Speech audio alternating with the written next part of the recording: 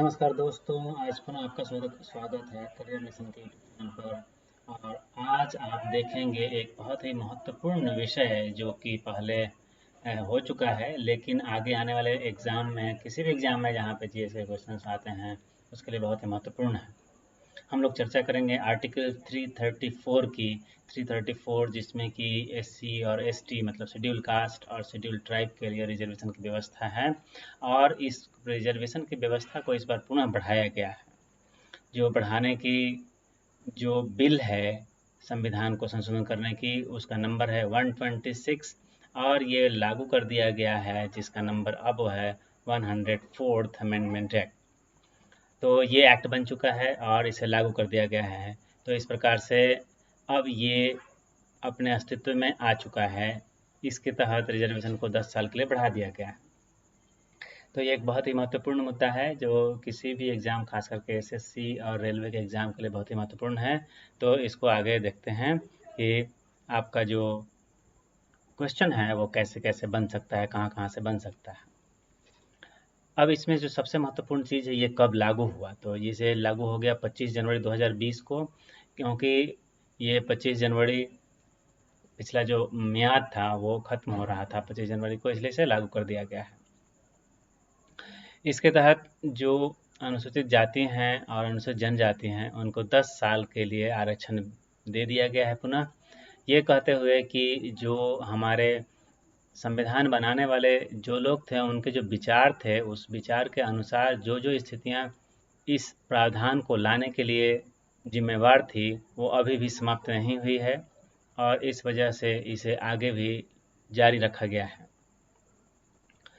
लेकिन इस संविधान संशोधन में पहले से चले आ रहे लोकसभा में 2 एंग्लो इंडियन आंग्ल भारतीय समुदाय के सदस्यों का मनोनयन होता था, राष्ट्रपति के द्वारा नॉमिनेट किए जाते थे प्रेसिडेंट के द्वारा। उनका नॉमिनेशन इस अधिनियम के द्वारा नहीं बढ़ाया गया है। मतलब अब राष्ट्रपति को मिले वो अधिकार जिससे कि वो 2 एंग्लो इंडियंस को नॉमिनेट करते थे लोकसभा के अंदर, अब नहीं कर पाएंगे और इस प्रकार से राष्ट्रपति का ये विशेष अधिकार यहाँ पे समाप्त हो गया है। तो ये भी एक अब सवाल है कि राष्ट्रपति के लिए जो एंग्लो इंडियंस का जो प्रावधान था वो समाप्त किया गया है किस अधिनियम के द्वारा, तो उसको भी यहाँ से आप सॉल्व कर सकते हैं। अब इसकी वजह से जब 2 सदस्य नहीं रहेंगे तो हमारे लोकसभा में जो कुल टोटल सदस्य हो सकते थे वो 552 थे, लेकिन अब ये 550 तक ही हो सकते हैं।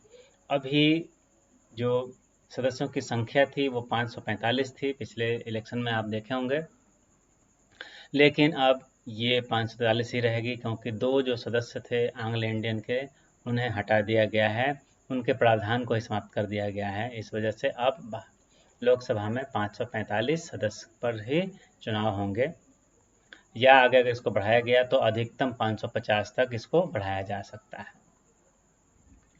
इसके पहले यही प्रावधान एक्सटेंड किया गया था, बढ़ाया गया था 95 में संविधान संशोधन से 2009 में, उसमें भी 10 साल के लिए से बढ़ाया गया था। तो इस बार इसको 70 से 80 साल कर दिया गया है। उस समय ये 60 से 70 साल के लिए किया गया था, तो 70 साल पूरा हो रहा था। अब इस वजह से इसको फिर से 10 साल के लिए बढ़ाया गया, मतलब 80 साल कर दिया गया है। ये जो सारे प्रावधान हैं 334 से संबंधित है, तो 334 के संविधान में संशोधन हो चुका है, 334 के अनुच्छेद में संशोधन हो चुका है और इससे आरक्षण जो है वो आगे भी जारी रहेगा 10 सालों के लिए, मतलब 2030 तक ये अब चलेगा। तो इस प्रकार से हमने समझा कि ये जो एरिया है जो कि एससी एसटी के रिजर्वेशन से संबंधित है, ये बहुत ही महत्वपूर्ण मुद्दा है। इससे एक आध सवाल तो ज़रूर पूछे जाएंगे इस साल, तो इस चीज़ को आप लोग को ध्यान में रखना है।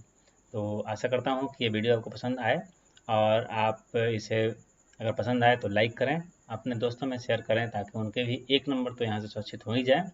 और आप हमारा चैनल सब्सक्राइब कर सकते हैं, इस तरह के वीडियोज़ आगे भी आपको मिलते रहेंगे। धन्यवाद।